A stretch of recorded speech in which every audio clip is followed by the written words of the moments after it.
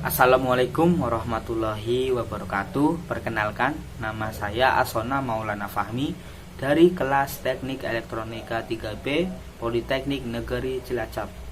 Di sini saya akan menjelaskan tentang materi kewarganegaraan, yaitu demokrasi. Berikut videonya. Ya, di sini sudah ada layar utamanya, yaitu demokrasi. Dan ini biodata saya, Asona Maulana Fahmi.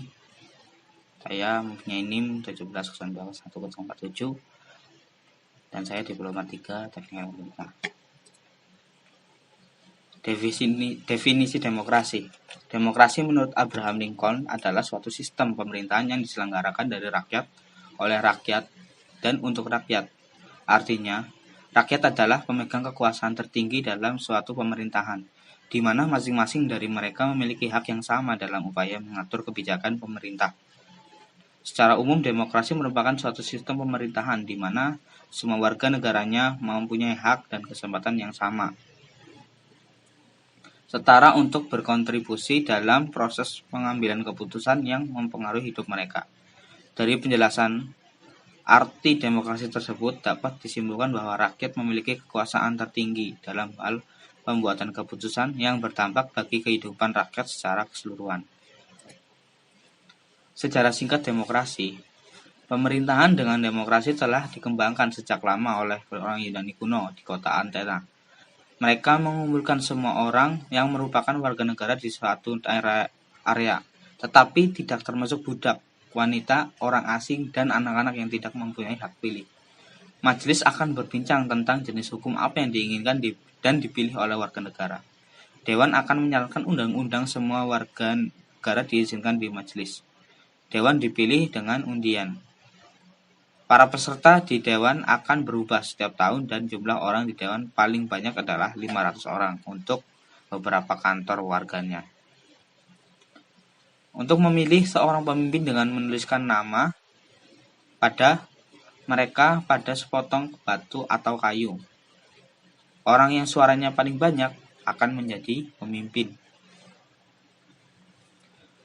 Jenis demokrasi ada dua. Demokrasi langsung atau direct democracy.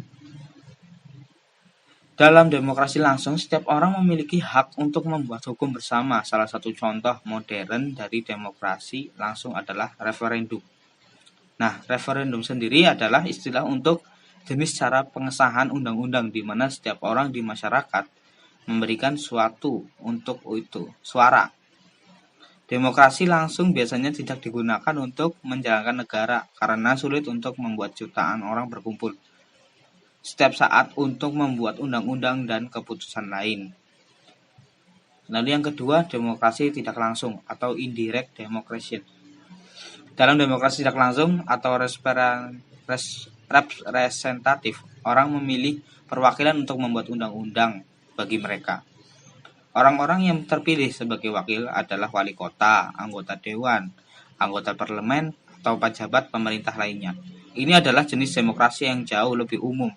Komunitas besar seperti kota dan negara menggunakan metode ini, tetapi mungkin tidak diperlukan untuk kelompok kecil. Nah, ini adalah prinsip dasar demokrasi. Yang pertama adalah negara berdasarkan konstitusi. Prinsip ini terkait dengan undang-undang dasar atau semua hukum yang ditetapkan.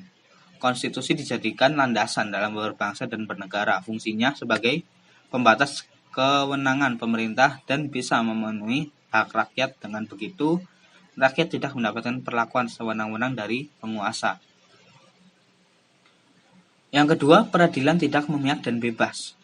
Pemerintah tidak bisa ikut campur dalam peradilan karena sistem pemerintahan menganut peradilan bebas. Netralitas sangat diperlukan sehingga bisa melihat permasalahan dengan tepat dan jernih, sehingga hakim mampu bekerja dengan baik dalam menemukan keadilan, kemudian menentukan keputusan yang adil dalam setiap perkara yang ditanganinya. Yang ketiga, kebebasan berpendapat dan berserikat.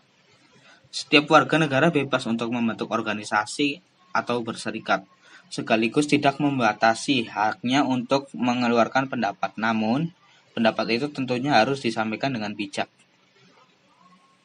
Yang keempat, pergantian pemerintahan secara berkala. Agar kekuasaan tidak disalahgunakan, maka perlu adanya pergantian pemerintahan dengan berkala, sehingga meminimalisir kemungkinan terjadinya korupsi, kolusi, dan juga nepotisme. Pemilihan umum harus digelar. Yang kelima, penegakan hukum dan kedudukan sama seperti rakyat di mata hukum. Kebenaran dan keadilan tidak akan tercipta tanpa penegakan hukum. Penerapan hukum tidak boleh pandang bulu atau berat sebelah. Oleh karena setiap warga negara memiliki kedudukan yang sama di depan hukum.